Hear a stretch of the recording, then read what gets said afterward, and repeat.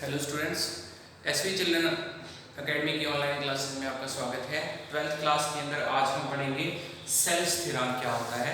तो पिछली वीडियो के अंदर मैंने आपको चालकता क्या होती है ये बताया था। चालकता के साथ साथ हमने विशिष्ट चालकता क्या होती है इसके बारे में पढ़ा था। विशिष्ट चालकता और विशिष्ट चालकता के साथ साथ ही फिर हमने सेल्फ स्थिरांक का भी एक फार्मूला निकाल लिया था कि सेल्फ स्थिरांक जो है वो होता है विशिष्ट चालकता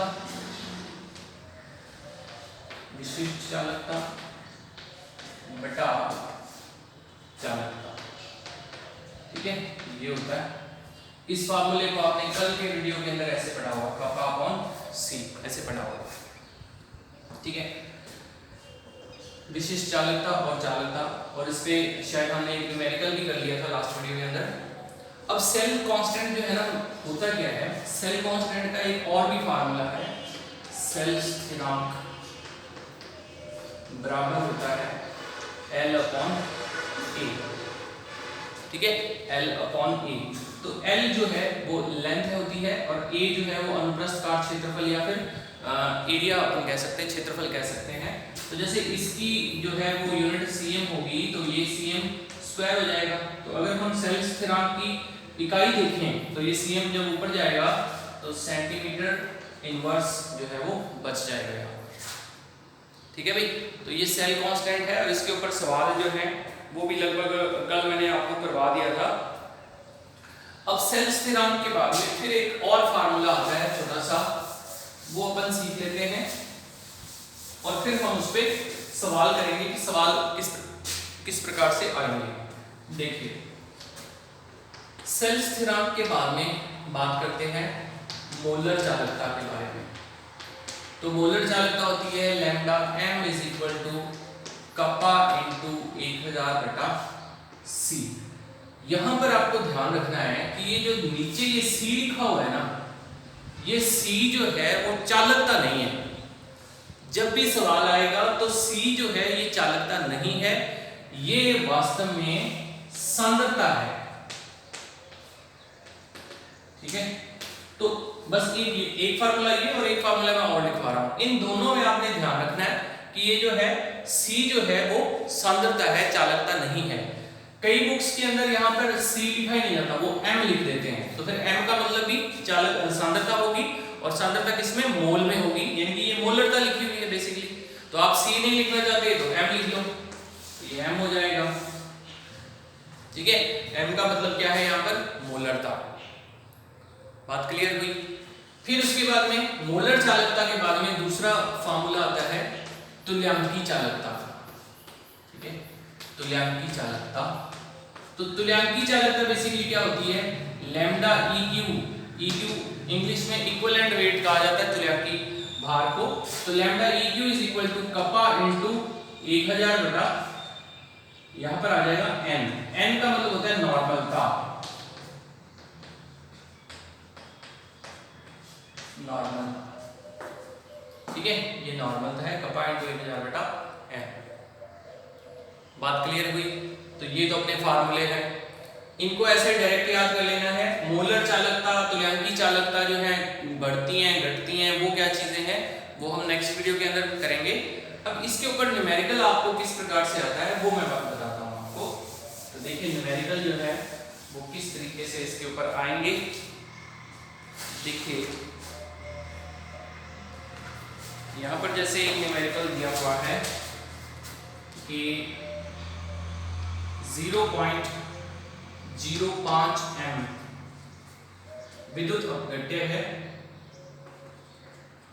और इस विद्युत अपघट्य का प्रतिरोध जो है, प्रतिरोध है वो है 0.05 m विद्युत अपघट्य है और इस विद्युत अपघट्य का जो विशिष्ट चालकता है, इसकी विशिष्ट चालकता वो है 0.001 ओम इनवर्स सेंटीमीटर इनवर्स। ठीक है, बस इतना ही दिया है इसने और कुछ नहीं दिया। और आगे ये अपने से पूछ रहा है कि इसकी मोलर चालकता ज्ञात करो। मोलर चालकता अपने से पूछ रहा है, ज्ञात करो कितनी। ठीक है, तो इस सवाल में दो ही चीजें दी हैं। एक तो उसने सेल की सांद्रता दे दी 0.05 m और उधर जाके विशिष्ट चालकता दे दी इतनी, और फिर आगे पूछ रहा है कि मोलर चालकता क्या होगी। तो ये सबसे सिंपल न्यूमेरिकल आ गया इस टॉपिक का।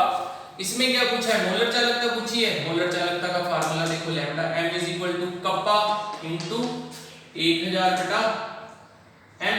भाई मोलर चालकता में cm की जगह अपन m लिख लेते हैं, तो क्या होगा, अब जो कप्पा है वो कितना है, उधर देखो विशिष्ट चालकता को ही तो बोला जाता है कप्पा। तो देखो क्या हो जाएगा 0.001 या फिर मैं 1 × 10⁻³ लिख देता हूं इसको, क्लियर, इनटू 1000 बटा m कितना है 0.05। ठीक, तो ये तो कट जाएंगे आपस में, तो ऊपर तो एक ही बचा, 1 बटा 0.05 है, तो 1 बटा 0.05 तो देख लो आप कैलकुलेट करके 0.05। पॉइंट हटाओगे तो क्या लग जाएगा, 2 भी नहीं आ जाएंगी, सॉल्व करोगे तो 20 आ जाएगा। तो क्या पूछा है, मोलर चालकता, तो वो 20 m आ जाएगी। ठीक है, m की बजाय इसको आप ohm inverse centimetre inverse mole inverse, ये इसका फॉर्मूला है।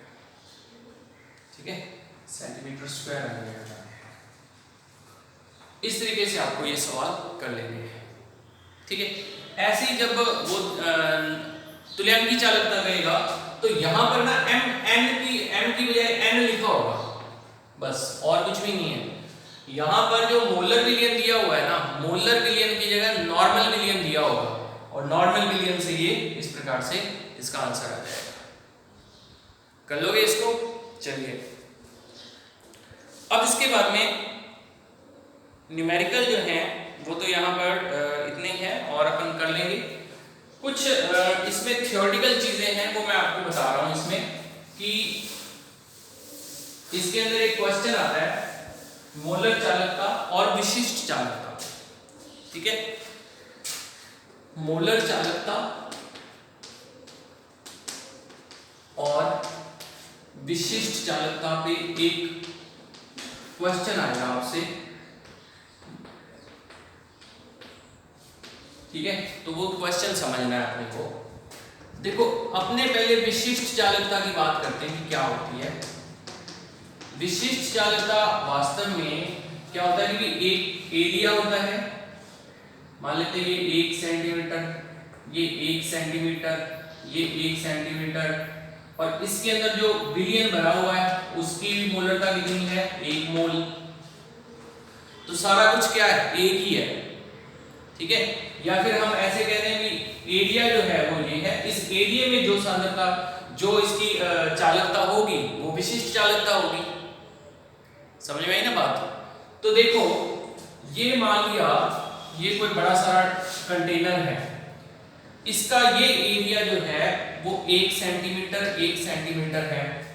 ठीक है, अब इसको ध्यान से समझना। तो यहां पर ये क्या हुआ था, ये हमने इसमें विलियन भरा हुआ था। ठीक है, अब हमने क्या करा, इस जो इसमें जो पानी था वो पानी दुगना कर दिया, बाकी सारी चीजें उतनी हैं। हमने क्या करा, इसमें वाटर और डाल दिया। तो हमने क्या कर दिया, तनु कर दिया ना इसको। मान लेते हैं कि इसके अंदर चीनी घोली हुई थी, ये चीनी वाला विलियन था। जैसे ही हमने इसमें पानी दुगना कर दिया तो बताओ ये उस चीनी की मात्रा उतनी थोड़ी रहेगी, वो तो कम हो जाएगी। तो बताओ कि इसके अंदर जितने अणु पहले थे, जैसे ही हमने पानी डाला अब भी उतने रहेंगे क्या, उतने तो नहीं रहेंगे ना, आयन जो है वो कम हो जाएंगे। तो 1 सेंटीमीटर इंटू 1 सेंटीमीटर, इसमें विशिष्ट चालकता जो है पहले की अपेक्षा क्या होगी, कम हो जाएगी। तो आपने ये स्टेटमेंट याद रखना है कि जब भी तनुकरण करते हैं तो याद रखना कि तनुकरण करने पर विशिष्ट चालकता जो है, चालकता क्या होती है, घटती है। विशिष्ट चालकता घटती है। याद रहेगा ना, तो विशिष्ट चालकता घटेगी। अब वो पूछ रहा है मोलर चालकता के बारे में। मोलर चालकता की मैं बात करूं तो वैसे तो ये सीधा फार्मूले से ही आ जाएगा। मोलर चालकता ये होती है lambda m is equal to kappa into 1000 बटा m, ऐसे होती है। ठीक है, तो ये इसकी क्या है, सांद्रता है, ये सांद्रता है। वास्तव में क्या होता है कि जितनी इसकी सांद्रता कम होती जाएगी, मोलर चालकता क्या होती जाएगी, बढ़ती जाएगी। मतलब ये कम होगा तो ये बढ़ेगा। तो यहां देखो, अब अपने मोलर चालकता की बात कर लेते हैं। ठीक है, अब सोच के देखो कि ये इतना एक विलयन है और इसमें मान लेते हैं हमने चीनी घोल दी और ये एक सांद्र विलयन है।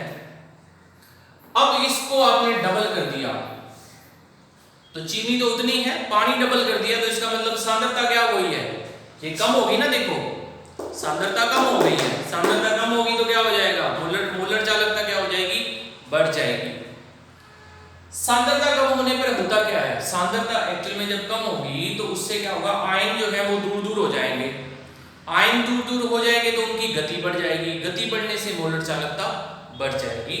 तो ये आपने ध्यान रखना भाई कि तनुकरण करने पर अगर मोलर चालक विशिष्ट चालकता अगर घटती है, लेकिन मोलर चालकता जो है वो क्या होती है, बढ़ती है। बस इतना कंसेप्ट आपको याद रखना है। याद रहेगा ना, इस पे थ्योरेटिकल क्वेश्चन आएगा आपको, और अगर वो उसने ऐसे पूछ लिया कि इसको एक्सप्लेन कर दो तो फिर एक्सप्लेन कर देना। ठीक है, तो मोलर चालकता और विशिष्ट चालकता के बारे में आपने ये बातें याद रखनी है कि इनके ऊपर तनुता का क्या प्रभाव पड़ता है। एक्चुअल में ये टॉपिक का नाम जो है वो ये है कि मोलर चालकता और विशिष्ट चालकता, इन दोनों पर तनुता का क्या प्रभाव पड़ता है, तनुता का प्रभाव क्या पड़ता है। तो तनुता का प्रभाव इस पे यही पड़ता है कि तनुकरण करने पर विशिष्ट चालकता तो घट जाती है, लेकिन मोलर चालकता जो है वो बढ़ जाती है। ठीक है भाई, तो ये आपको याद रखना है।